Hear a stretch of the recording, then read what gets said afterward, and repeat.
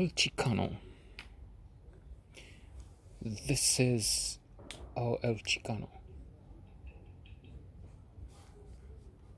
as a prop. Well, there's another chick there.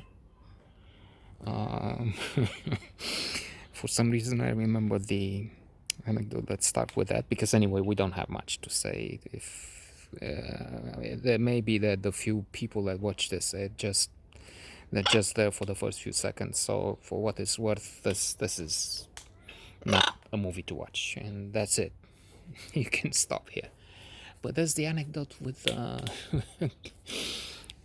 Coolidge, and it's a Coolidge effect in psychology. And I remember for some reason watching these two chicks. So he's visiting a farm with his wife, and he sees chicks. That's why only the kind that they eat at KFC and so on. And here we're trying to be this vegan, the spouse. True, she's something of a cannibal. She eats out of my soul and heart and whatever, but otherwise she doesn't eat meat or vegan, eggs, anything. Yours truly is more of a vegetarian lately. Once in a while, if there's an accident, or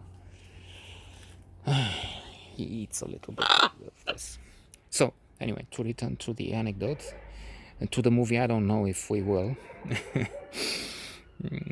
Perhaps only to say that it's somewhat or entirely lousy. Well, except for some fights and some kicks, and the idea that binele învinge, as they say here, the good wins. So at the farm, roosters and hens, and the rooster is very active sexually. He's doing it with many hens, and the first lady is observing that, and she asks, but how many times does a rooster have intercourse with the hens? Or the number given is not enormous, but formidable for humans. 80 times, 160 times. Oh, yeah. Well, tell that to Mr. President. And so they tell the President Coolidge, and he says, yeah, well, it's every time the same hen? No, every time there's a different hen. Well, tell that to Mrs. President. The other thing that makes me laugh, I remember that I've seen last night at the Late Show, a closer look segment at Seth Meyers. Fabulous. I recommend that you stop watching this and search for that. And he was using the material provided by the Very Stable Genius, which is enormous. I mean, that's a few stupid things or disastrous, like he's not going to accept a peaceful transition of power. He will, if he wins, that's fine. If it's a continuation, if he loses, then it was rigged. It was, and we'll see what he does with his supporters. Maybe something like in this movie, El Chicano. He will bring his supporters to the streets, to the battlefields.